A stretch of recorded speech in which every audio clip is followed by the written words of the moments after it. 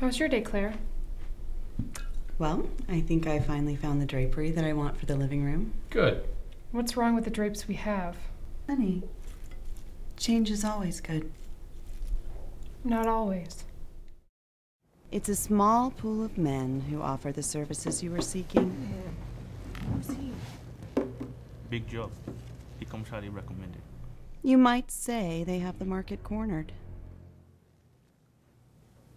How could you know they were otherwise engaged? You were gonna kill us. I didn't need to kill you. He'd have an accident. I'd mourn, etc., etc. It's not my first time at the rodeo. And I might have even given you something. This will never work. Someone will find out. Someone will talk. You know, she might be right. Somebody might talk. The things even that start in this area, do they take you other places? Have you worked around the area or country at all? I did. One of my first gigs was at North Carolina School of the Arts film, and so I traveled out of town to do that one. For the most part, just about everything that I've done has been locals, but in this area now I've auditioned for things outside the area. I've gone to Atlanta for an audition. A lot of the stuff done by the Finn Cannons, you get to tape it and then send it in, and if they like you and you get a call back, then you drive out there and you actually audition for them in person. But I haven't done as much out-of-town stuff. There is a lot of stuff in Wilmington. I just, I tend to not audition for those types of things unless it's a SAG film or, you know, a project that I'm really passionate about, because especially if it's not paid, it can end up costing you money, and if you've got the money to spend and the time, then that's wonderful. You can have a project that you're really proud of. But if you don't, then you know there's enough work usually in this area to keep you busy as well. Okay, and then as far as just finding those, like, the possible out-of-town things, or like trying to, you know, how did you come across those auditions? Were they listed locally, or? My agent. Agent, okay. Yeah, my agent will send those my way and say, do you want to audition for audition this? for So this? those are really important for, They're talking about, get out in the real acting world, basically. Anything, a lot of the stuff that's going to be SAG, and that's really good pay, or network television, is Wilmington and Atlanta. They're doing Homeland, you know, in this area, which is wonderful and brings work into this area as well. The Walking Dead, I've auditioned for that, and that's out of Atlanta, and I've gotten to tape that audition. So, yeah, you have to be willing to, if you're going to work on the really big projects, to travel. Sometimes it's local hire, and what that means is, you know, they'll give you the SAG rate, but you're basically responsible for your own hotel and travel expenses. Sometimes they pay for the expenses, so it depends on the gig. Okay. Now, as far as agents go, is there specific agents for certain, like, I guess, departments of acting, you know, television, film, commercial, or is your agent your go-to guy for everything? Pretty much, from my experience, I've had 3 different agents, and they pretty much covered everything. The agent that I have now only does film and commercial work. It doesn't do print work. A lot of the agencies in town, you can do modeling, print work, plus television, film, you know, commercial types of things. So they usually cover everything. But you do find that depending on what you want to get in, especially it seems more if you're looking to model and act, exactly, as a different type of agent, or possibly looking to go to a different agent. Right. Well, the agent that I have now says you're welcome to get an agent just for print modeling. If that's something that I wanted, they have what's called lifestyle modeling, so it's not high fashion. It's like the lady with the cup of coffee, or the person in the Pampers ad, or, you know, they want real looking people. And you could make good money doing that. That's sort of a side gig that a lot of people have, is the print modeling. So yeah, I can go find another agent. The problem is that so many of the agencies cover all of the areas. They're not willing to represent you just for one area. They want to represent you for everything. So that can be a barrier if something, if you have an agent that just does television and film and commercial, but not print, and you really want to do print modeling, you kind of have to do the legwork to find an agent that'll represent you just for that. When you're looking for an agent, looking for someone to basically represent you in talks or whatever, you know, what should you be on the lookout for? What should you maybe avoid? Kind of some red flags that you've experienced, at least, or things you've been told over the past that you've definitely seen. You know, there's a reason that they warn you, type of thing. Right. An agent should not ask you for money. If an agency is saying, you know, you need to pay me a fee, or they're charging you, or you have to use this particular photographer for headshots, or there's, I have never had to pay for an agent. Never. You know, you audition for them, they like you, they want to represent you, they're hoping to make money when you book a gig, and they get a percentage of it. If they're making you take classes and they're making you pay for those classes before they'll represent you, if there's any kind of a setup where you're paying money out of pocket just to get represented by somebody, then that's not an agency that you want to go with.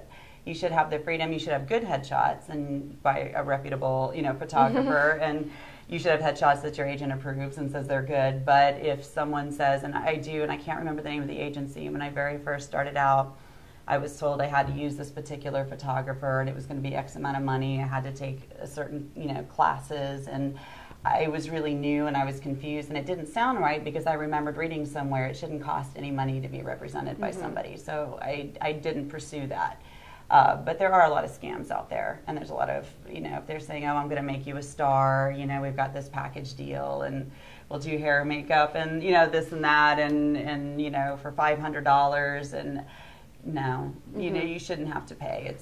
It should just be based on your talent and whether that person thinks, you know, that agent believes they can make money. They work when you work. They work when, yeah, exactly. Gotcha. That's definitely good. Make sure you guys all remember that. Don't pay anyone. Don't pay. But you will have to pay for headshots and things like that. It's not,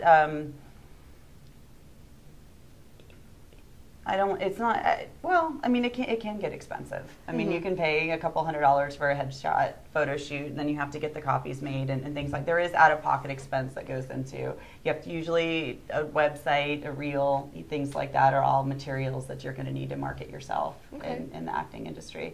Expand just on that a little more, like, you know, when you first got into it, first started getting your agents, like, you know, obviously you don't have to give us any exact figures, but roughly, you know, how much did you put into, all right, this is the person, this is the image I'm representing, so here's what I'm going to audition to the agent? The primary thing that you need to have is a headshot. And you can pay anywhere from, you know, $500 for a photo shoot for headshots, or $100. I know a lot of really good photographers that do it for $100, $200. So that's sort of an upfront. You can't really do anything without a headshot. So you pretty much always have to put that out there. There's some people that have done their own headshots and they're really good, and they didn't have that out-of-pocket expense. I've used photographers. So I think I paid $150, $120 for my first headshot session, and really liked the headshots. And then, say I paid maybe around $100 or something to have them printed out, and went to online, I think it was buyheadshots.com, something like that, and had a bunch of copies made. And most agents, they want some hard copies of your headshot when you first sign with them, and as well as electronic copies that they put in their system. A website, it's important. It's important to be able to market yourself, to have what you've done, your resume out there. Some agencies require that. You know, they really want you to have a website. Others don't. So it's sort of a matter of preference, whether that's something that you want. Now there's, you know, 800 Casting, there's IMDb and Internet Movie Database. IMDb. And yeah, so you can get your stuff out there that way too, you know, for a monthly fee. I can't remember. I got into Internet Movie Database before they raised the prices on everything. So I got a really good deal. Somehow it just keeps renewing, and I don't have to pay as much as other people have told me that they're paying. So I kind of lucked out on that one. But you can put your resume and stuff on there as well. Okay, so you found that at least as far as, you know, the internet has definitely been a help. Oh, it's a in huge getting your help. name out there. Like, you know, aside from like IMDb, you know, what websites can you recommend? You know, people trying to either just get their name out there or continue to put their name out there. You know, I would say the Southern Casting Call is a great way to find people looking for actors. And they'll usually specify whether it's paid or not paid and where it's going to be shooting, and it's just a great resource to find acting gigs. I've looked on Craigslist. Craigslist is hit or miss. Yeah. You know? pretty much with everything they have on Craigslist. You know, I know. You have to be really careful. You have to be careful and really read and find out what they're asking you for before you make the phone call or go over to anybody's house. You know, safety's important. You know, you don't want to drive out to some place like Raleigh because someone put a Craigslist posting saying they were looking for an actress on Saturday, and you don't know what you're going to get necessarily. So, yeah, you have to be safe. You have to. I always recommend asking around. Has anybody worked with this person before? Before you just kind of show up. That's good. And I was going to say, you know, just some recommendations for people that are trying to get into this and, you know, maybe looking on Craigslist and other types of sites like that. You know, definitely what recommendations do you have to stay away from as far as like ads or, I guess, promises go in those type of things? Yeah, I would, you know, if they have a contact number, if they have a detailed description of the film and the contents of the film and a breakdown of the cast, and it looks, you know, if it's like 3 lines, you know, looking for a female actress, you know, on Saturday, and there's not a lot of information, I would be really leery of it. I do know reputable directors who have, you know, posted castings on Craigslist, but generally speaking, there's an email address, there's a phone number, their first and last names, there's a lot of information, and it looks like a casting. But my advice would be to ask around, to talk to friends, to call the number, to get a feel for the situation, and before you just go and show up. Especially something out of town.